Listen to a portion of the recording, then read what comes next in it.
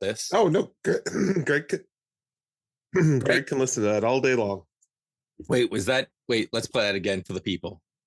Oh wait, you gotta make me a host too. Oh man, all this technical stuff as we get started. Dude, like, have you had your coffee yet? I'm sipping on it right now. I realized that was why I was late. I was like, I haven't had breakfast yet. Got right up and started watching SmackDown. And I was like, oh no, I'm not going to make it. And then I got to the end and I was like, oh, I'll make it. It's This will be fine because there's too much talking. I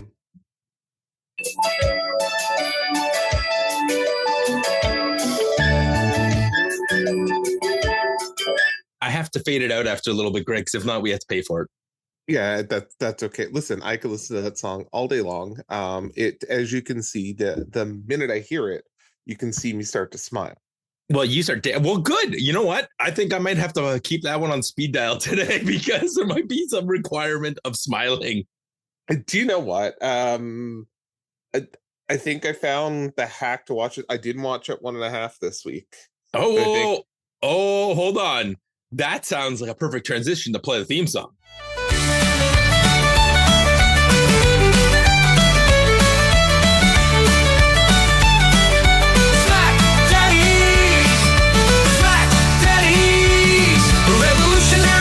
Sports entertainment is proud to die for the great. The SmackDaddies.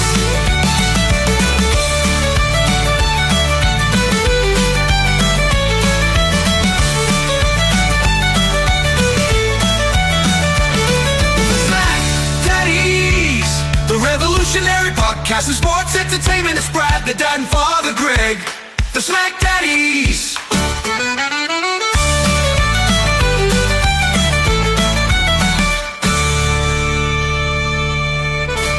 Friends, and welcome to your SmackDown review for the Hub. I am Brad the Dad, and riding shotgun with me is my tag team partner, Greg Fatherfeldham. Bless you, my son.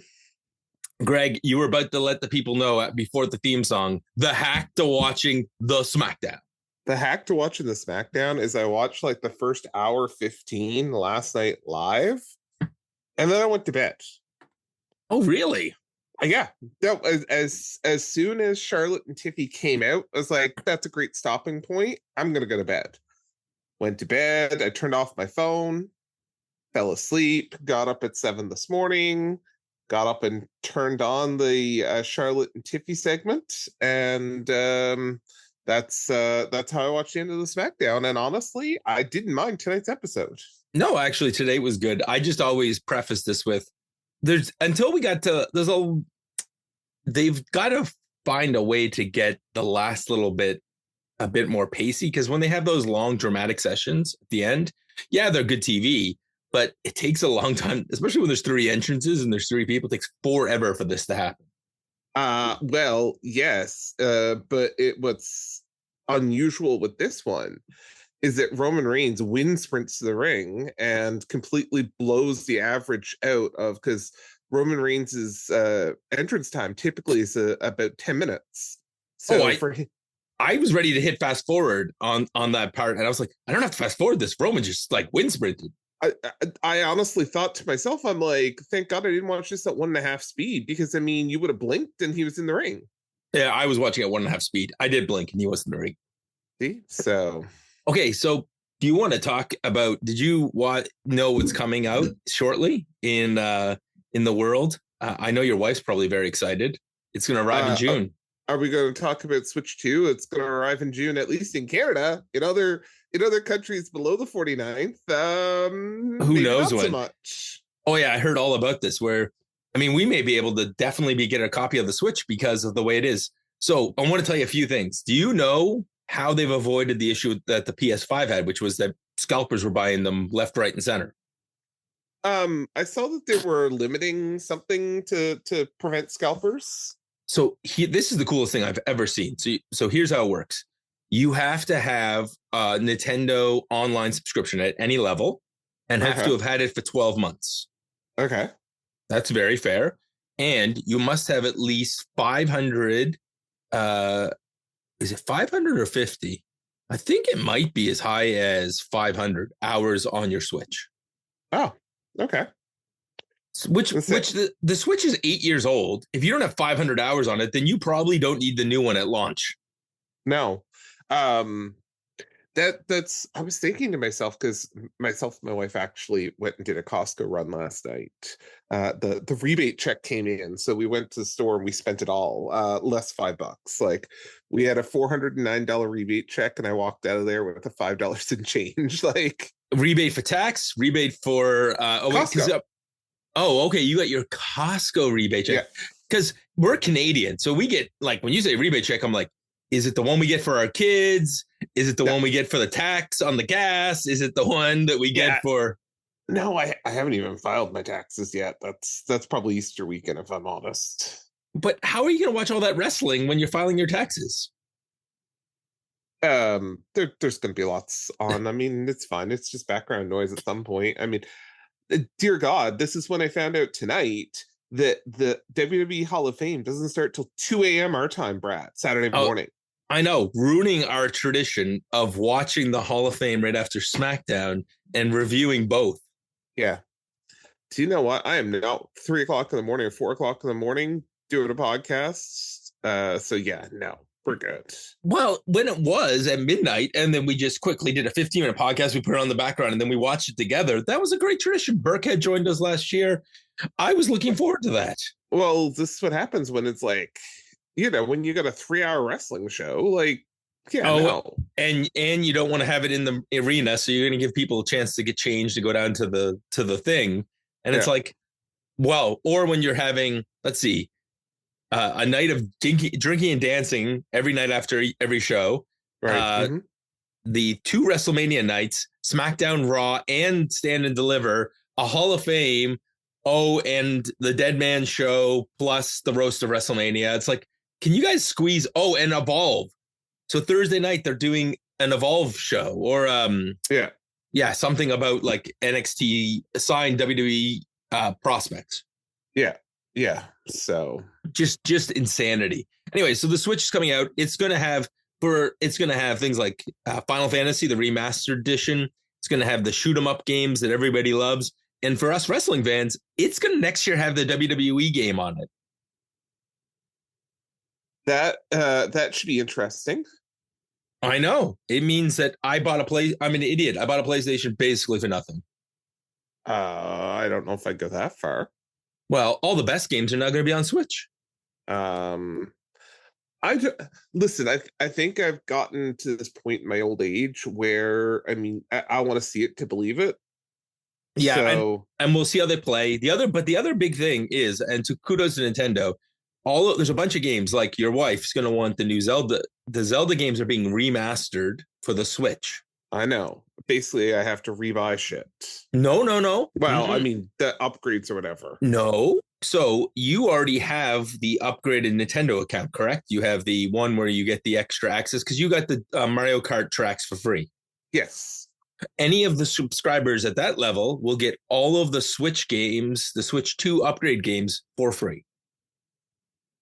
But there was something that they had told me, and I can't remember, was it Donkey Kong or there was a Zelda one that they had to do, like that there was something else extra. Zelda one, yes, they advertised it in the Nintendo Direct that they would be those things, but it's come out since that if you have the premium level of the Nintendo account, the family one, the family deluxe one, you get all of the DLC for these. So any of the old Switch games that are being remastered for the Switch 2 will come as part of your subscription. And so they're going to slowly trickle those out. So for example, somebody like me who bought the Mario Party a few months ago, they're going to have that remastered for the Switch 2 with so you can use the mouse controls, and you can use the camera controls.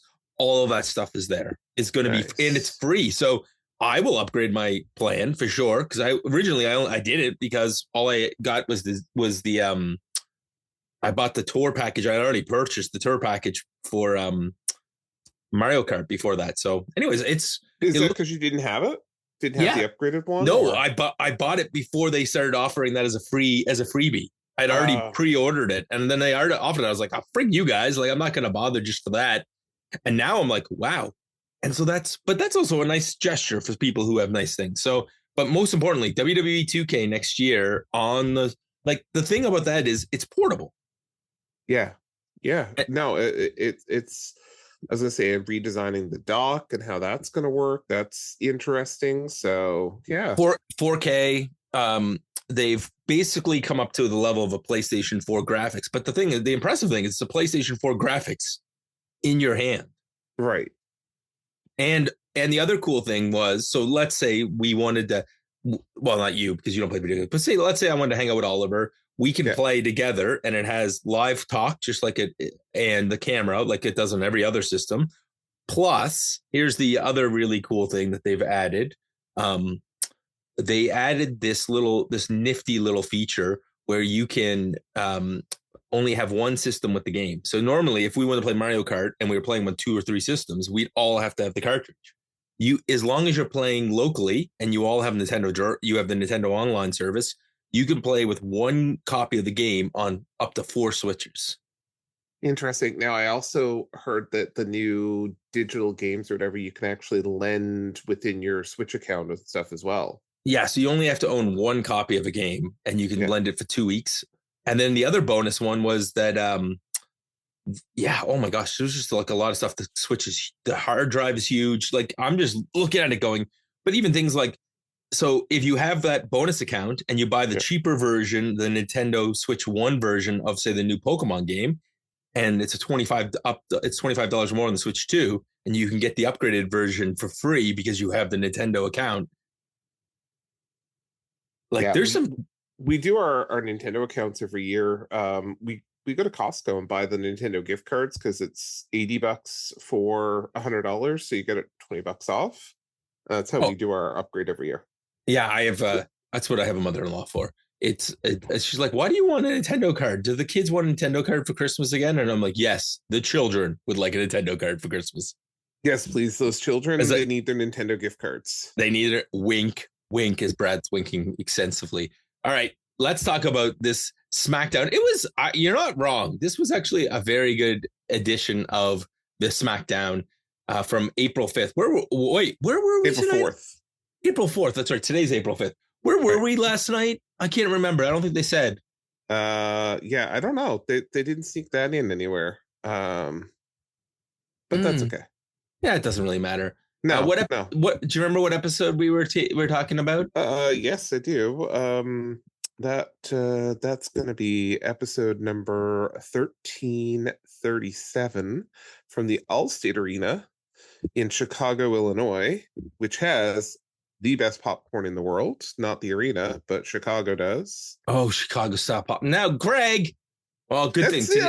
Listen, I don't understand why CM Punk doesn't come out to the ring carrying a bag of Garrett's popcorn. Because right now, I'm kind of craving some Garrett's popcorn. And I mean, the last bag I got was in November when my wife came back from Chicago. And I'm like, yeah. Well, I give up drinking and snacking for Lent, but I don't follow the super strict version, which is, Sunday is your fast day. So tomorrow, I know what I'm having as my cheat day snack. Is popcorn? Is Chicago style popcorn. Let's go. Oh, no. It's got to be that fresh stuff, man. Like there is the Chicago style popcorn you can buy in the store here. The fresh stuff, made right in front of you and bagged, that is where it's at.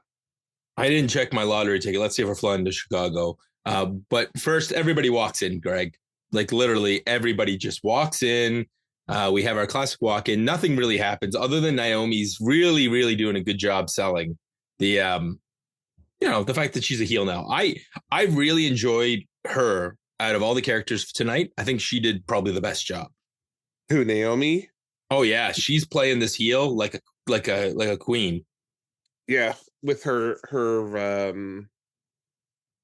caution taped gear. Yeah. As I text, hey, recording. Because my kid is going over to help his grandfather move some stuff, and yeah. And the bing may have been a bonus sound effect if you heard that. So let's. Oh, good. All right. Well, CM Punk. Greg. Recap 1. The Second City Saint, CM Punk, is going to WrestleMania in the main event. As he boos. Wait, hold on. Look, I don't even know. Listen, okay, even I, who am not a big fan of CM Punk, I will say he deserves it. Like, there's no doubt about it. He should have wrestled the one he wrestled the Undertaker. He should have main evented that one. So this, I feel, is a make good for him. So Brad is just over here chanting, "You deserve it."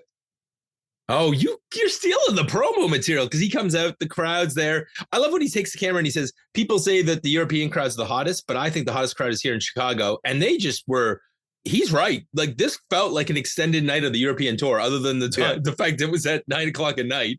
Well, I literally almost messaged you yesterday. It's like, why the hell is are we back to the US? I would much rather this to have been done in the afternoon, and like you and I could have recorded supper time and, moved on with our lives. But the crowd made up for that. They were chanting. He said he's supposed to make new fans when he comes out on USA and Netflix, but tonight he's going to make old ones. And he said his whole career, his whole life, he almost died at birth and he wasn't meant to be there. And people tell him, even at the grocery store, you don't belong here, but he has earned it. And you're right. The crowd chanted, "You deserve it," over and over again. And he's happy to be there. And he's gotten there through hard work. And now the hard work begins. Paul Heyman comes out and the promo somehow picks up. He says, "I don't mean to disrespect you. I'm here to talk to my best friend. CM Punk belongs in the main event of WrestleMania. And we've gone back a long way." And he says, "I just need to know, what is the favor? Like, please tell me." And he says, "I'll tell you tonight." Dun, dun, dun. Dun, dun, dun. And it was great. It was, Greg, like, this was the story for the whole show. And then they weaved it throughout the whole show, which, when SmackDown is good, it has one of these stories. When it was good, it was very, very good. And when it was bad, it was horrid. Very good. Greg, with the literary, see, there's you flexing your university degree, my dear friend. Nathan Frazier. That's not university degree. That's my mother. My mother would say that repeatedly. Oh, that's your Newfoundland PhD. Yeah, something. Nathan Frazier. I got to tell you, when I saw him here, I was so excited because I personally think that Nathan Frazier is one of the hidden gems on this roster. Like, he is. Oh, the NXT call up? Yeah.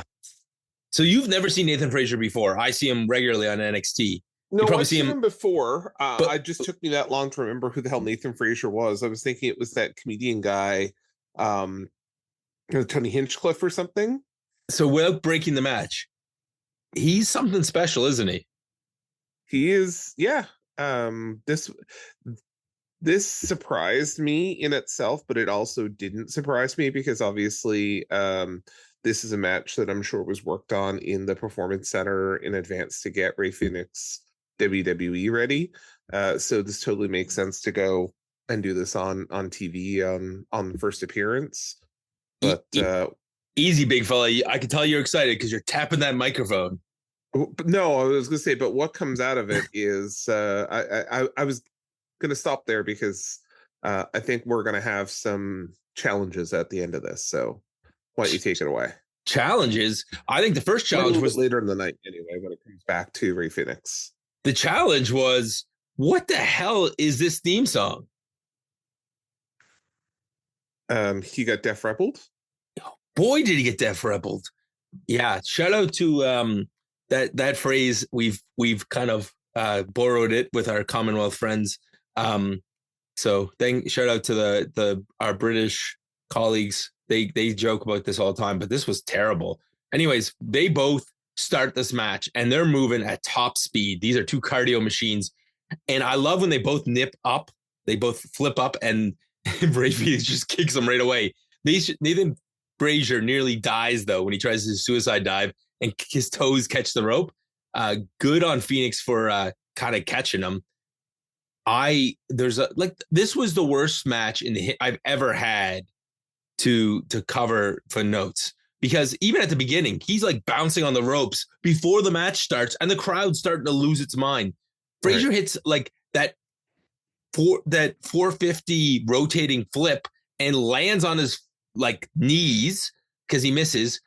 There's the amigo kick where Phoenix walks the ropes as Nathan Frazier's draped over it and kicks him in the head.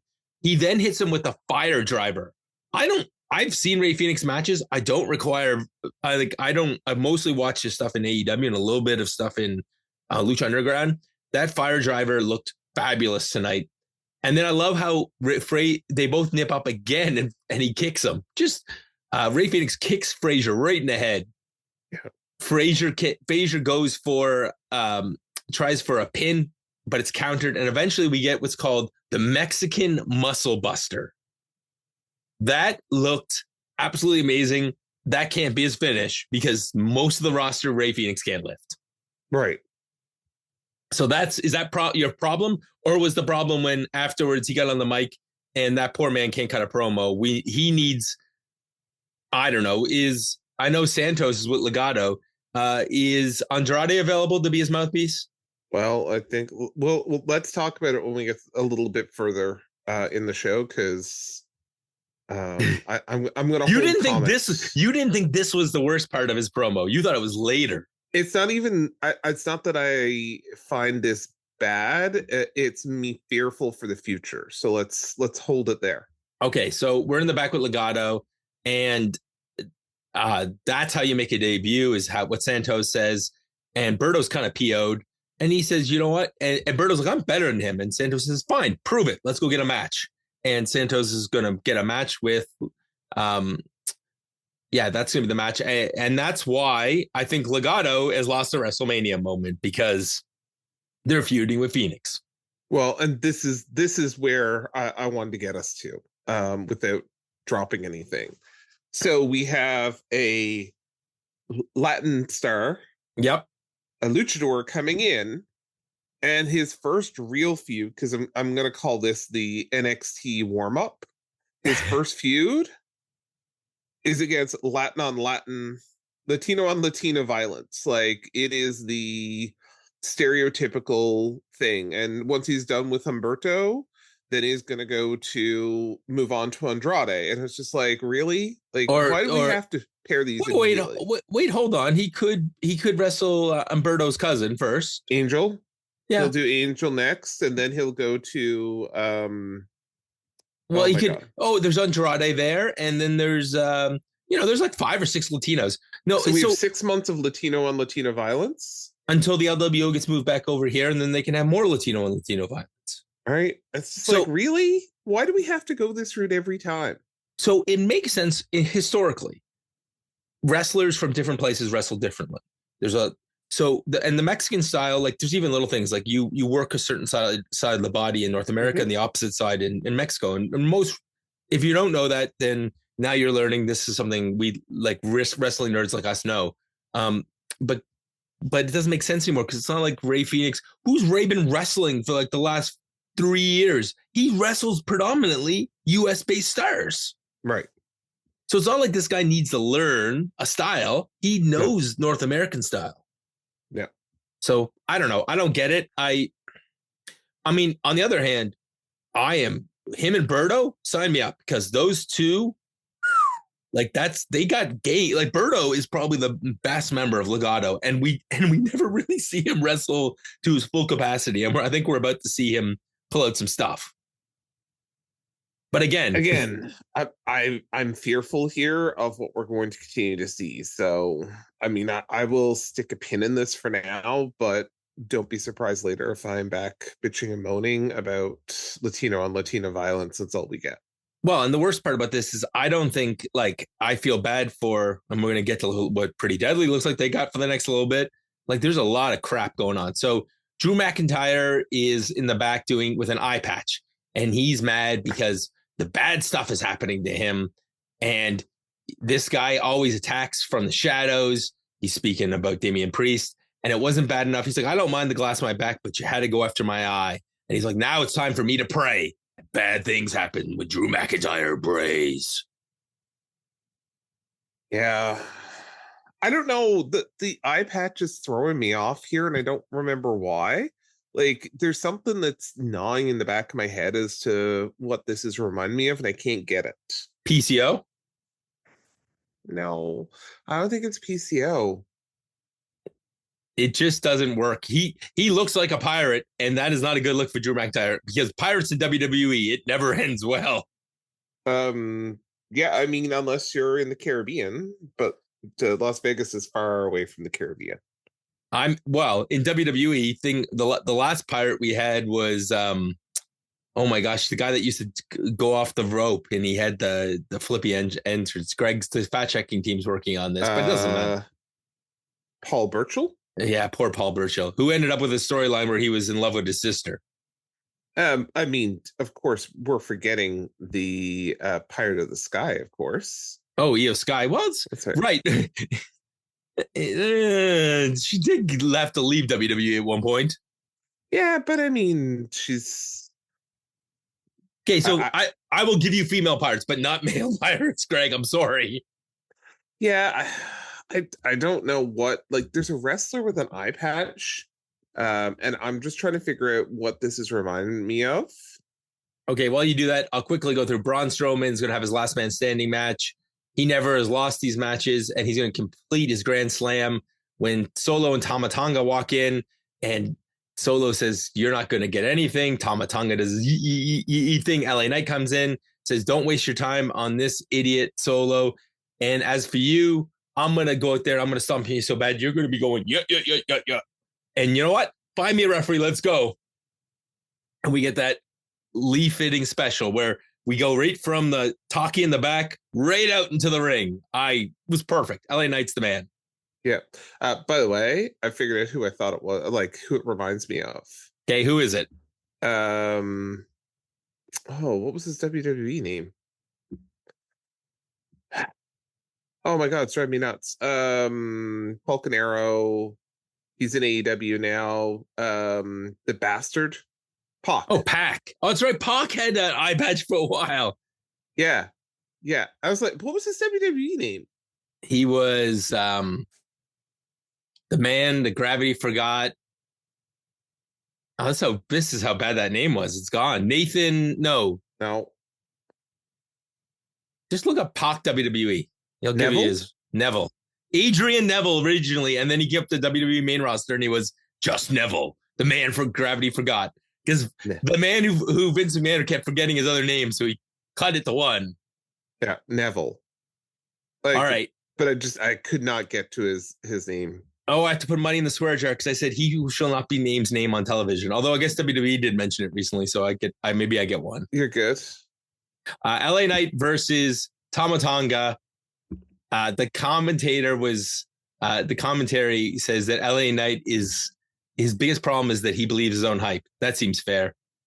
We start with LA Knight basically getting dropped on the back of his head, but he rallies. He knocks Tama Tonga to the outside, knee in the corner, and a kick through the ropes, but the distraction by Solo. And that leads to the hero in distress coming out of the commercial break.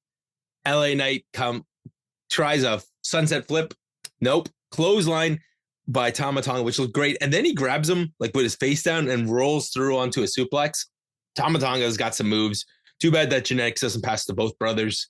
LA Knight, he starts feeling his Kavorka, as Wade says. He hits the LA Knight elbow, tries for a bunt, force trauma, distracted by Solo. Fatu almost rolls him up, but this time this distraction doesn't work. He hits blunt force trauma, 1, 2, 3, and rolls out of the way before Solo can get his hands on him. So Tama Tonga loses, not surprising. LA Knight's on the upside. This was a nice little match.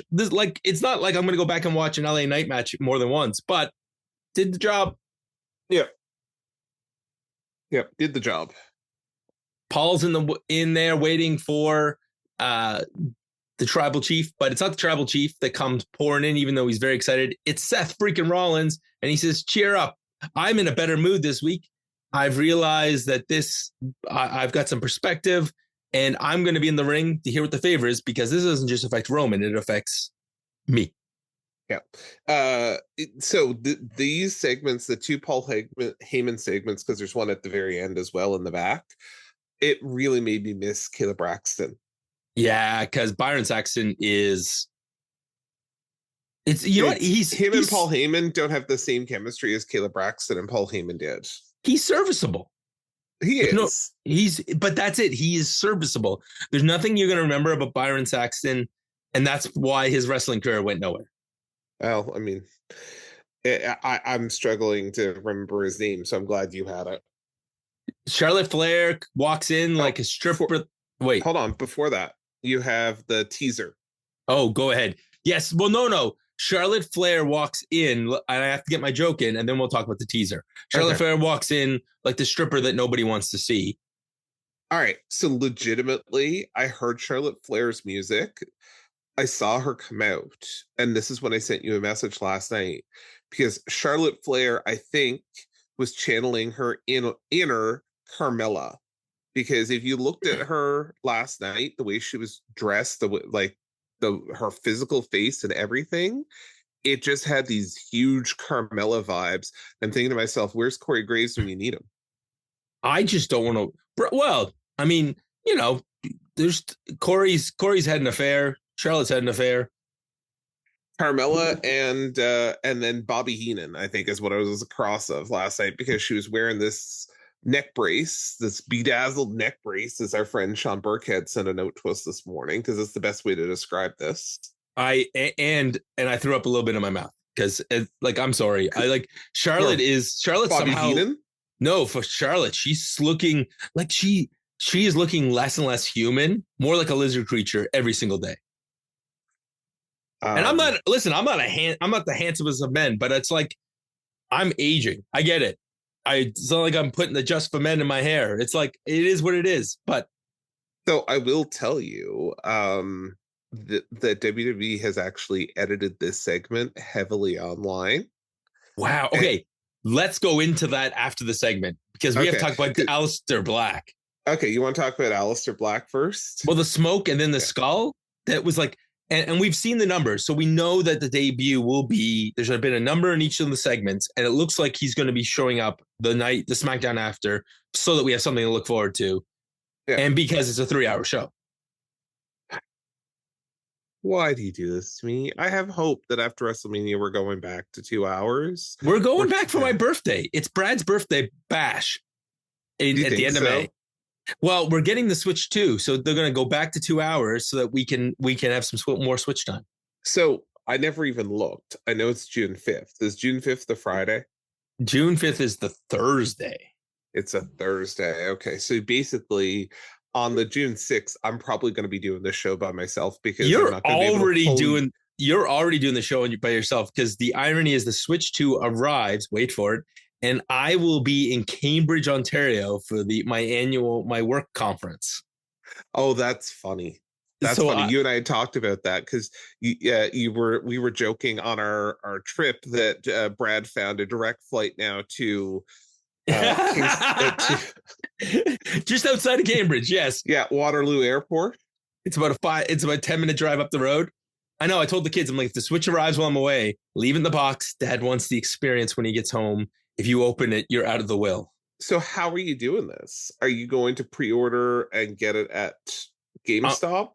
No, I went to the Nintendo account. I've ordered one, set one up there, set one up at Best Buy, and whichever one I can get my hands on first, I will order, and then I will have my lovely wife will pick it up for me that day, and it will sit on a pedestal. I've set up the pedestal already. It will sit there. And when I get home, is it like the WWE Championship ones they bring out to ringside? Velvet, covered in velvet. Okay, covered in velvet. Mental picture for the listeners. For the listeners, and then I have a big plexiglass box that goes over the top of it. Okay, yeah, and it's alarmed all the way around, so that if anybody touches it, it actually sets out about 100,000 volts of electricity and lasers. Now, does it turn? Only when I arrive home, it turns, and there's a song. There's music as I press the code in to get unarm everything. And it's, oh, I'll bring in my incense. I'll walk all the way around it. Gotcha. Very good. It'll be not sacrilegious, but almost there. Almost there. Yeah. Almost there. Yeah. All right. I like how we've done all of this to avoid talking about Charlotte and Tiffany. Oh, no. This segment gives us tonight's episode, Nate. Okay, Greg, hit it. No, we'll get to the end. Charlotte says that she has all the power, and and Tiffany says the crowd is with her. Charlotte says that she is doing some charity work. That's why she's helping Tiffany. And Tiffany comes back. That's cute. You never put over anybody, and you're second to everybody. You're going to be second to everybody, including your father. even if you pass all of his records, you're only ever going to be second to him. And I'm in my head, I go, except for the divorces, but I didn't have to make that joke. Charlotte is getting booed out of the building, so much so that the crowd won't even let her talk. And when Charlotte gets way too close, Wade kind of puts his arm between, and Charlotte says, and then Tiffy gets after Charlotte saying, when you were 25 years old, you were drinking and living in your daddy's basement trying to be a volleyball player. I'm 25 years old, and I'm the women's champion going into WrestleMania. This is just another match for you, but it seems like I've gotten underneath your skin. Tiffy is on fire. Outside of the ring, you aren't the queen of shit, which that's right. I think they had to probably bleep that. But she is the queen of divorces. That was my own joke. Yeah. You're the world's favorite Nepo baby. And Charlotte says, I am the number one Nepo baby. I'm the Nepo queen. Nepo queen, sorry. And Tiffy then says, just like outside the ring, you're all alone. You're 0-3 in marriage. Greg, they went there. And if Charlotte okayed these lines, wow. And if she didn't, oh my gosh, there's heat. So the line that you didn't say, which gives us our episode title, is Charlotte comes back at Tiffy and says, why is Keizer in my DMs? Oh, I didn't hear that line. Oh my God. Yeah, and that's where we get tonight's episode title is why is Keizer in my DMs? So what we're hearing online right now, being reported by multiple sources, is that the WWE one has heavily edited this segment for their online content now after the fact. This was completely off script and not close to what the original script was. And I'm guessing that a lot of the stuff wasn't pre-cleared. But yeah, this apparently got a little over the top. But honestly, I love this. This was the best promo they've had. And it felt real. It felt like the two of them were at each other. They cut each other off a couple of times, but not so much they were cutting off each other's points. And yeah, that was like it. I wonder if the two of them cleared it with each other and just didn't clear it with management. I don't know, but this was great on so many levels, and actually makes me want to see this.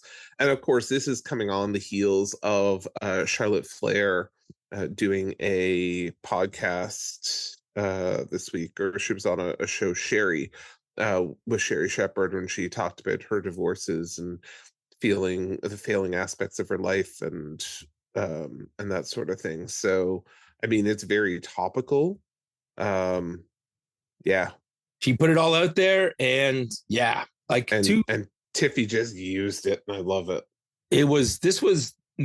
This is where the show picked up. Let's be perfectly frank. The business picked up, as good old JR would say, because then we went out and we had Street Profits come out with their terrible song. They're watching the match between DIY and the Motor City Machine Guns. These four guys have chemistry like nobody's business. So so we got some hot tags, double clotheslines. I love the fact that there was a blind tag and Johnny hits the slingshot spear on Shelly, which gets the faces isolated during the commercial. Back from commercial, Shelly finally tags Sabin. Sabin hits the crossbody. He then does that attack where he bounces off the one guy and hits the DDT. At some point, the turnbuckle gets ripped off, which is important to note because it comes into the finish. They both try their finishers multiple times. Meet in the middle almost turns into disaster. Twice Johnny breaks up the Skull and Bones, but this ends when Ciampa at one point has hit Project Ciampa, and I thought that was it, but the turnbuckle, as I mentioned, was exposed, and Ciampa ends up hitting his head in the turnbuckle and then gets caught with a roll up for 1, 2, 3. That's our main. So the Street Profits will be wrestling DIY at WrestleMania. There's no way that DIY isn't going to protest and get in this match. Sure. I think that's reasonable. But one thing that we should have said before this was the backstage segment with Nick Aldis announcing the women's tag team gauntlet would happen next week for them to get a WrestleMania title match against Raquel and Liv. So we definitely know we're going to have two different tag team title matches going on at WrestleMania, which is great. Well, and they had to make up some space because they lost the match tonight. So that we don't normally see that. So in the back, Miz and Mellow. Did we? You think that's okay? We'll get there. Mellow and Miz are in the back with Pretty Deadly. And Miz is saying, look, Mellow, these guys are jokes. They lost in their home country. And the real joke is Marine 3, 4, which made me laugh. And 5. I laughed out loud. He says, well, at least I got something made. What about your musical? Oh, we have a new song. And then they started singing about how crappy the Miz is. And we're a real tag team. And you guys aren't even a real tag team. So it looks like we're getting a tag match. And I love how Miz says we are a real tag team because we are Mellow don't Miz and we are him. That's right. Well done, Miz. Well done. Well done. Yes. I feel bad for Miz because if Trick Williams comes up to the main roster, Miz is losing his tag team partner. I love the line though of how many different tag partners that you have to win your 12 championships. Like, yeah, well, it's right. It's like, let's count the Miz's tag partners. Big Show, check. Jericho, check.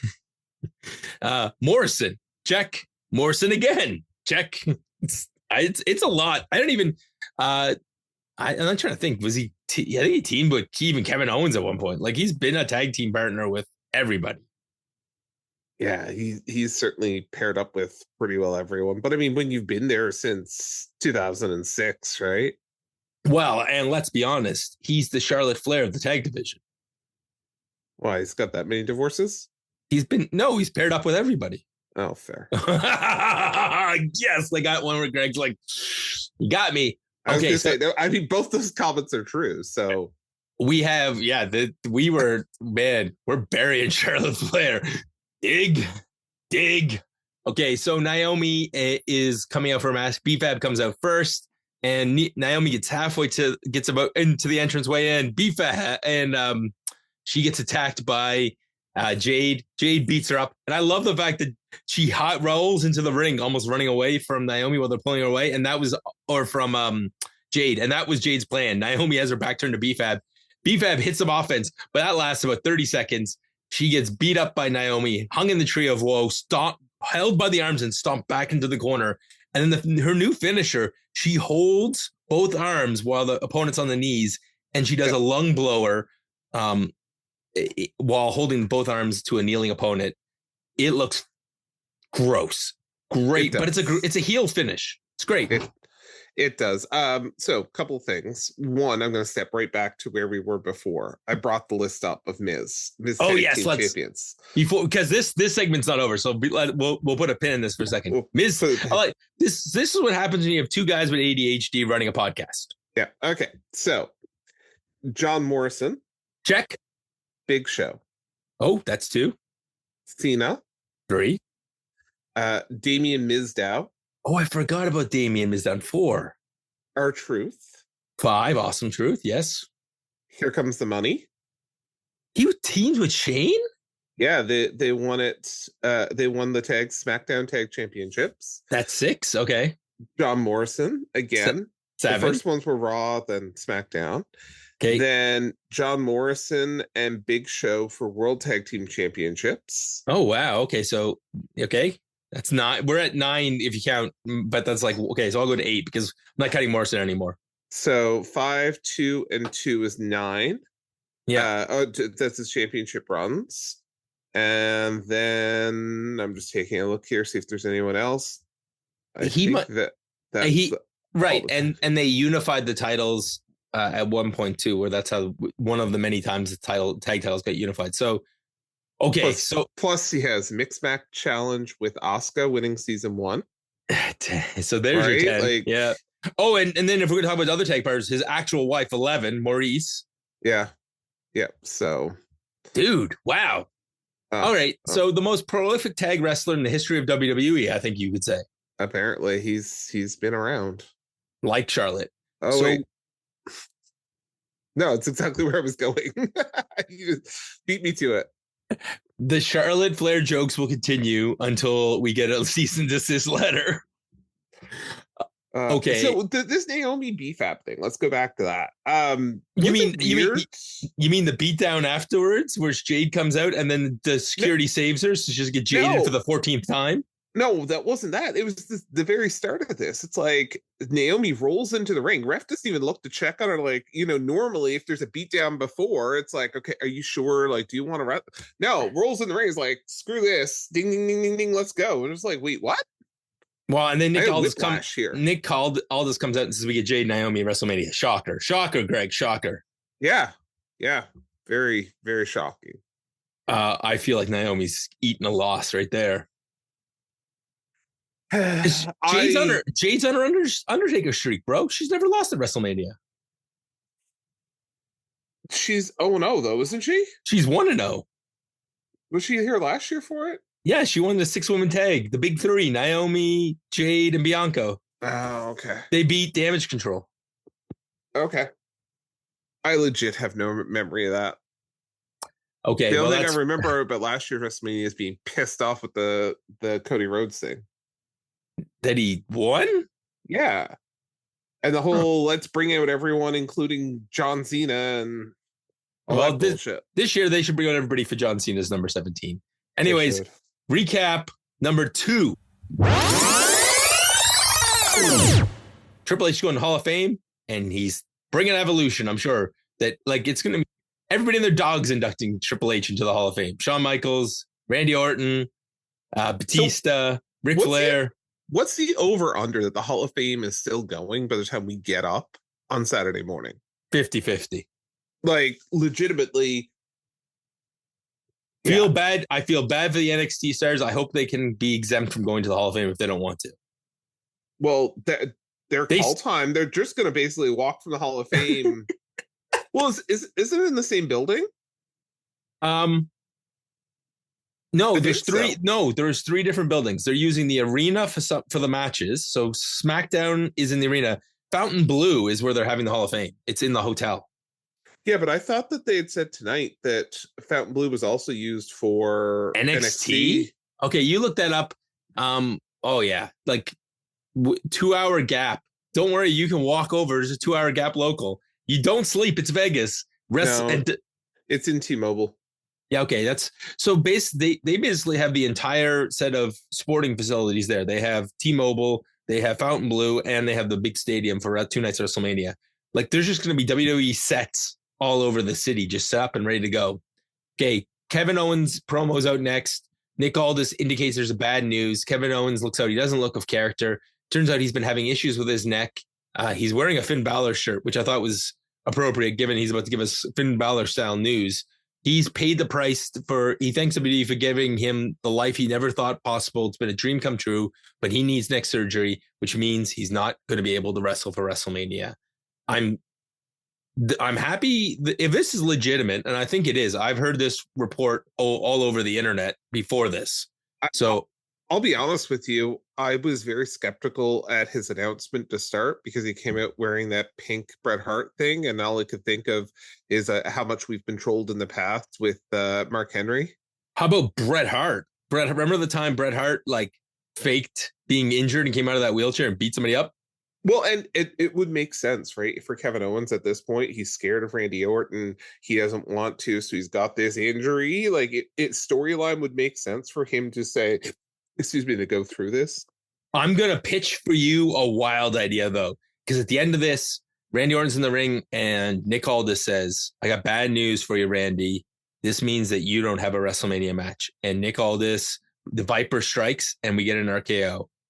And this is where you had said to me earlier that we lost a WrestleMania match. I'm like, I'm not so sure because I think we just got our replacement right away. It better be. As far as I'm concerned, if you're gonna have to put together a makeshift match, why not make a man's dream come true? Nick Aldis gets to have a WrestleMania match with arguably one of the best wrestlers who's ever done this. So I'm going to remind you, and I don't remember when this happened, and I forgot to look it up in advance. But he's RKO'd numerous times. He's RKO'd Nick Aldis. So Randy Orton, remember, had an incident since, I don't know if it's since his return I don't know if it's since he came back in February or it's the one before that, where Randy Orton had this big brawl type thing, and he had a $50,000 fine. Yes. Do you remember? And then the next week he goes to the back. He pays Nick Aldis. He gives him a check for $100,000, and Nick's like, "But your fine was 50," and he's like, "That's for the next one." And that was the next one. So this is the next one. I want you to know, I typed in Randy Orton. Yeah. And in my top 5 was Randy Orton versus Nick Aldis. It is all over the internet. That is the hot rumor for today. And let's hope it's right, because I love I'm just kind of Mr. Positivity. Shout out to some of our Filipino pals. I have a little bit of Filipino positivity in me. And that my Filipino positivity is showing. I think it'd be great to have Nick Aldis have a WrestleMania moment. Like, can you imagine his wife could come, they could bring the kids, and that'll be like, if you never wrestle another match again, that's a pretty damn good way to end your career. So here's the part that I initially thought about Nick Aldis as the person here for Randy Orton, but I wonder what what would we get out of Nick Aldis here? Like, Randy Orton is going to beat Nick Aldis. Nick Aldis can't win against Randy Orton. So what's the point of getting Nick Aldis in the ring against Randy Orton? What you get is Nick Aldis comes out, cuts a promo saying, I was a wrestler for a long time. I took this office job so I could rest my body up. And I thought that would be enough. And he gives a heart. Like, I've seen Nick Aldis cut promos. He gives a heart-touching speech saying, I have a wife, I have kids. I want to show them that Dad still got it. And he gives I got kids. And I'll tell you what, here and then you have Randy Orton saying, you don't deserve this, kid. You don't earn it. And he says very plainly, he's like, I'll make you an offer. We're gonna have a match. They can put a stake on it. Like, maybe Randy Orton gets a title match. He gets a favor from the general manager if he wins.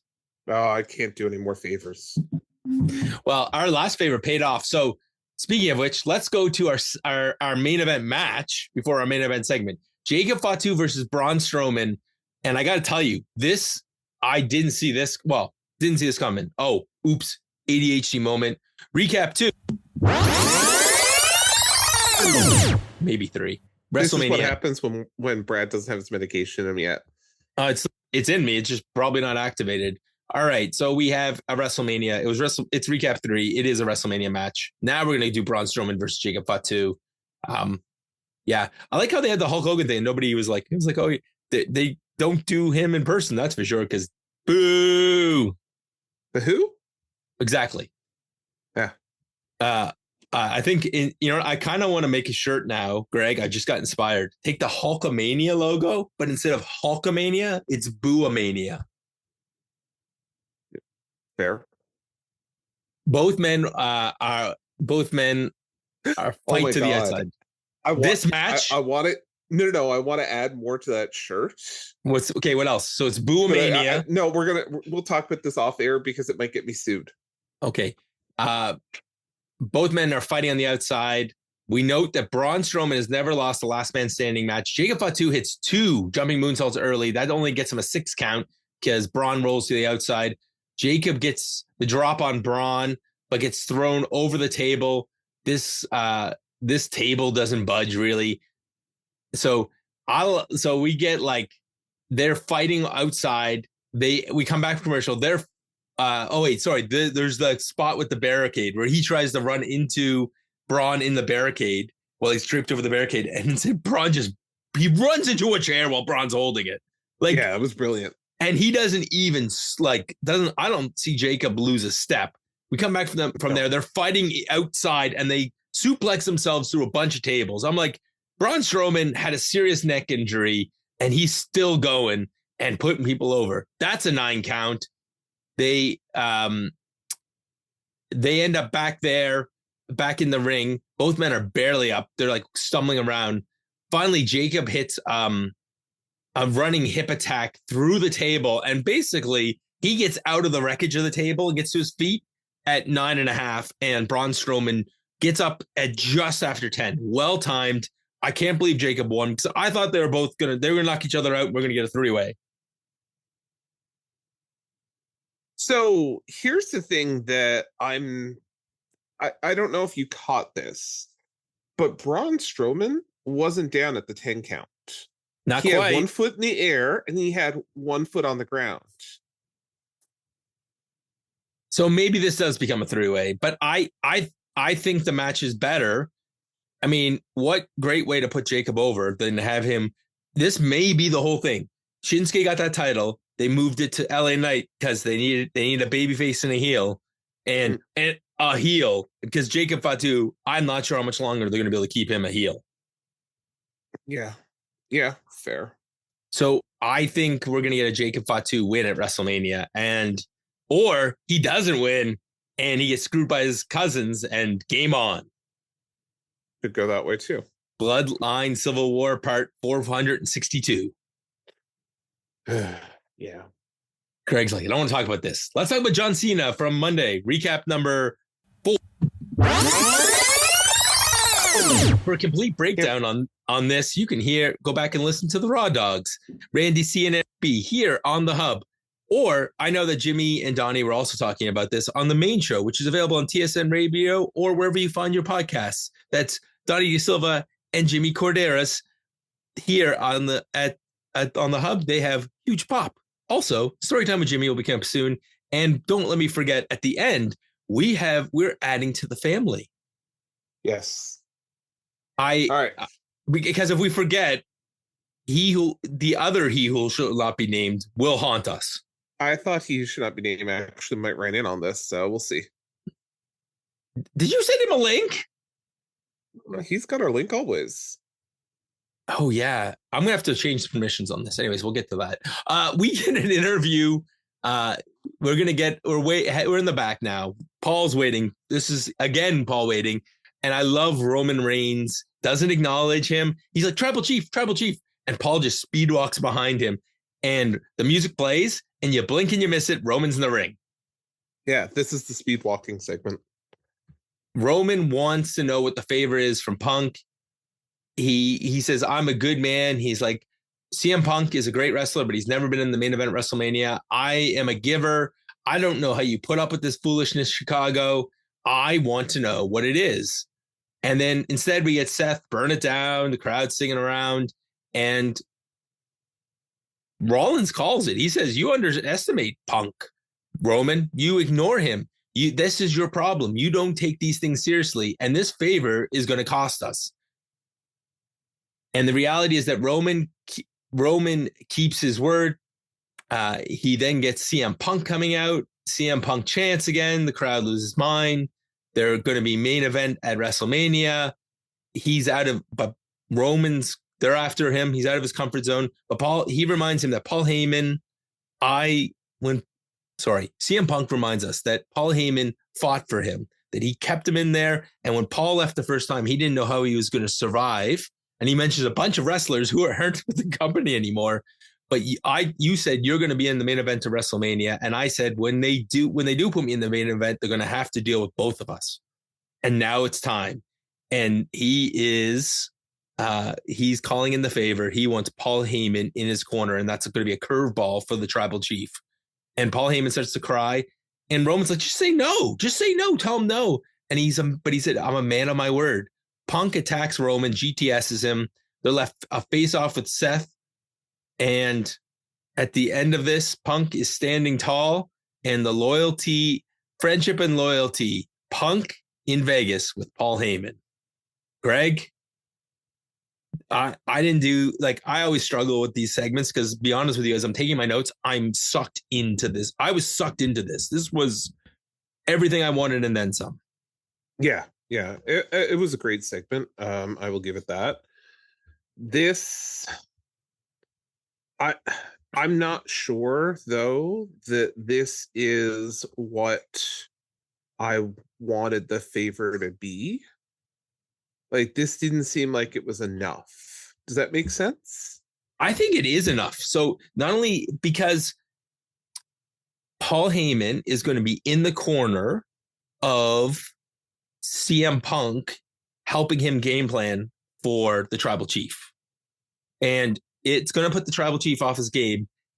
And now, after that interaction in the back with Rollins, I can't help but feel that Rollins is going to end up with the tribe with Paul at the end of this. You think Rollins is going to end up with Heyman?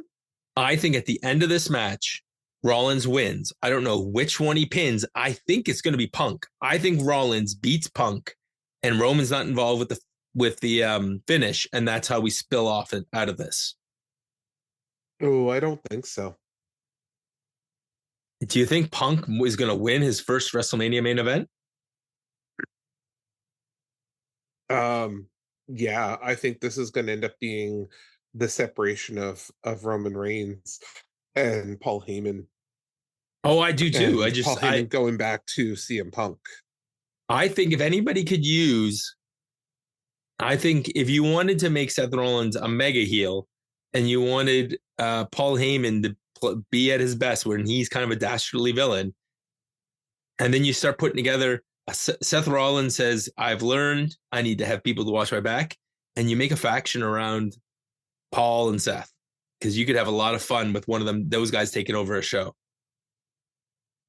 I would be terrified to see what the hell Paul Heyman would wear if Seth Rollins is coming out. He comes out in bedazzled. He comes out like he's Ted DiBiase with bedazzled suits. Listen, this is the thing that I love. So it's funny. As we watched this segment, my mind went back to it was pre-Survivor Series in Vancouver, if I remember correctly, where Paul Heyman was out. He wasn't wearing a shirt and tie. He was wearing the Solo Sikoa red shirt.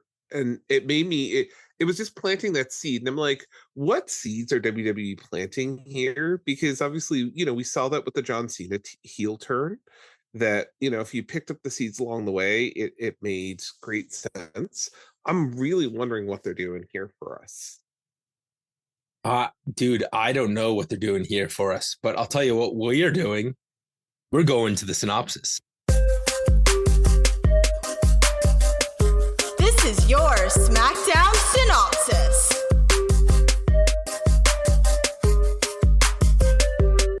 All right, and your synopsis tonight is brought to you by The Hub, where you can catch all of your favorite podcasts, including Draw Straws Raw with I was going to say Donnie and Jimmy, with Eric B and Randy C, Storytime with Jimmy on Sunday mornings, and Huge Pop, which not this week. No, not this week. That's right. Programming air. No, there is no. This is the 1 week you're not getting one. Womp womp.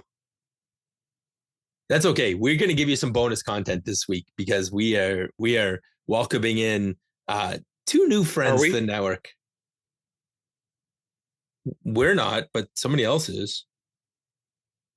Yeah. I was like, I was just trying to add to you. Oh, are we? Okay. Are we adding new shows? Are we adding new shows? Well, yeah, I think there was an announcement online, but for the folks at home, let's just go through this thing because we're all right. Greg, Punk Heyman promo, yay or nay? Yay. Yeah. Of course you were. Okay, Greg. As I'm taking some notes, what do you? Nathan Frazier and Rey Fenix. Yeah, sure. Let's keep this. Yeah, it was good. I don't know. I'm the other end. I think this was probably one I would have given. Oh hell yeah! It was. Phoenix was phoenixing. You just don't like the fact that we're getting to Latino and Latino violence. That, and you're throwing in Nathan Frazier to an audience who's never heard of him. I mean, in theory, because these are all kept separate, right? Okay, so I'm going to include the Legato stuff with this because it's okay. Yeah. Drew McIntyre with Pirate Drew. With Pirate Drew? Yeah, Pirate Drew, because Drew McIntyre, he's Pirate Drew with the eye patch. Arr! Oh. Sorry. I didn't process Pirate Drew. Obviously, Pirate Drew. All right, so that means it's It has to be. Yeah. I like Pirate Drew. It stunned you.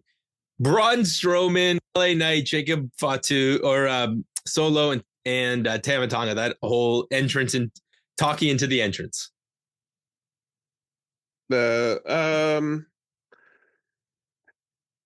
Yeah, that's fine, I guess. We're positive. Yeah. And what about the match itself? Sure. This rebel heart. Greg, this is about as positive as we've been on a show in forever. It has been a while. Paul Heyman in the parking lot with Seth Rollins. Oh, this was my favorite, I think, Paul Heyman in the parking lot. This was your favorite out of all of them? Yeah. Acknowledge me. Only because I love the end of that segment there where Paul Heyman was basically crying. It's like, whatever the favor is, yes, the answer is yes, okay? Well, which means that he had to be a man of his word. Oh. Charlotte and Tiffany segment that WWE didn't like. This was the creme de la creme on the show, honestly. I like this better than the final segment. It's Tiffy time! Bet your ass it is. It really was Tiffy time. DIY.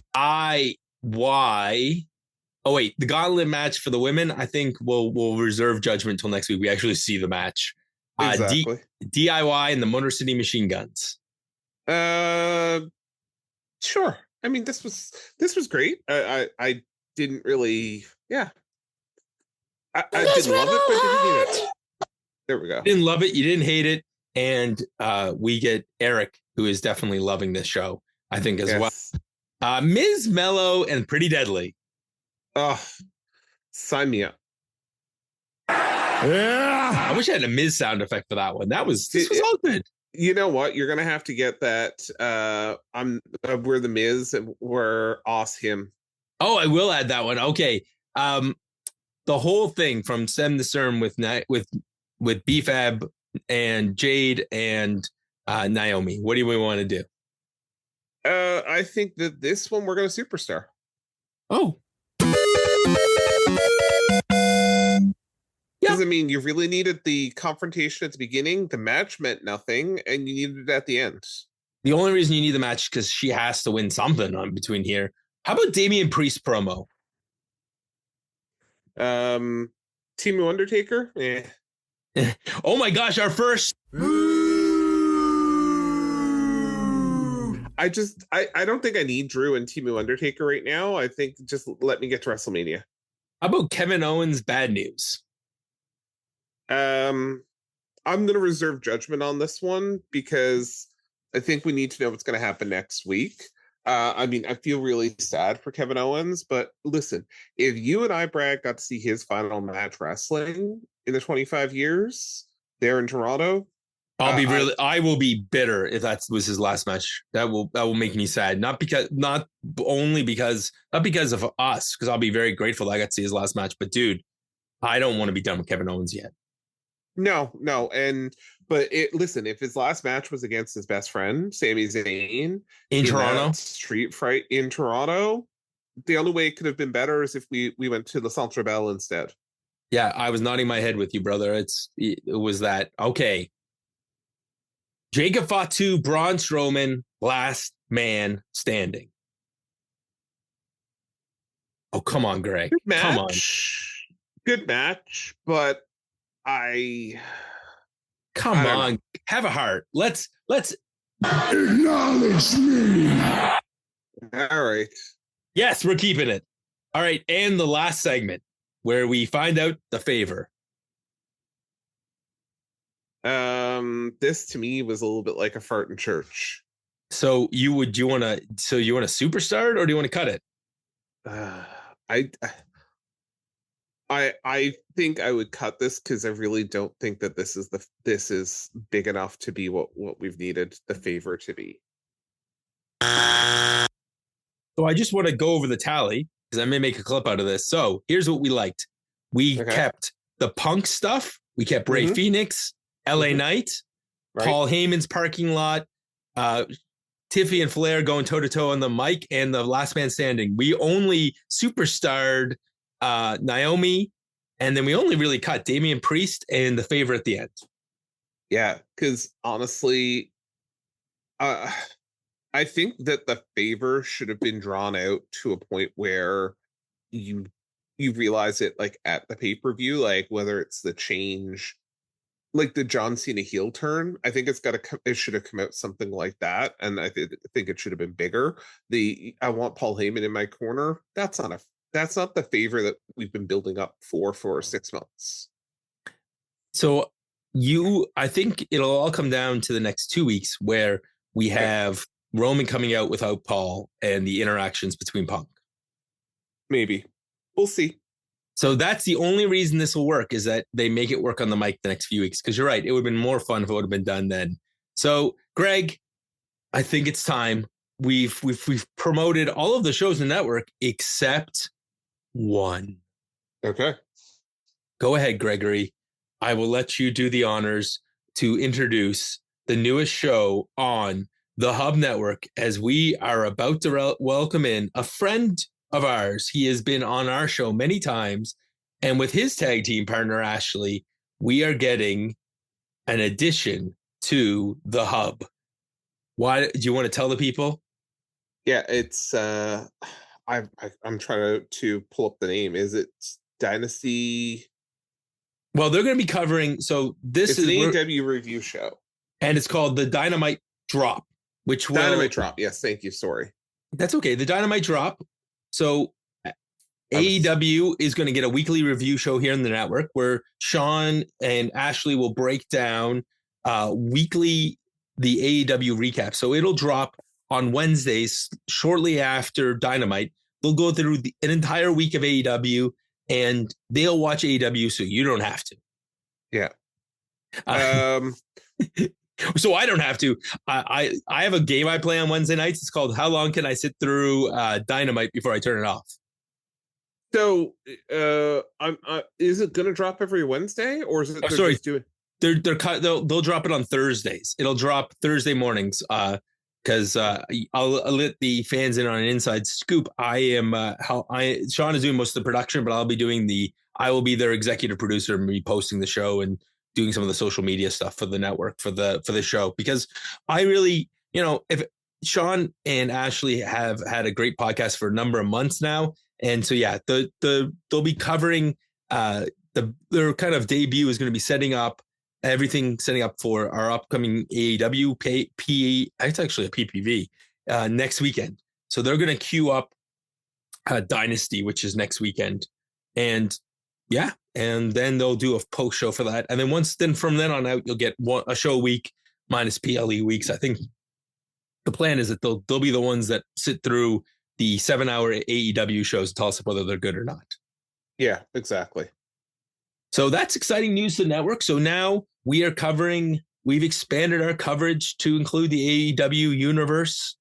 I think they're not a universe. They're like AEW wrestling, because WWE uses fancy words. Tony Khan likes regular words. That is true. That is true. Greg's run out of things to say. So for Greg, Father Feltham, I am Brad the Dad. Thank you for listening to your SmackDown review here on the Hub. We will see you next week. We the ones. The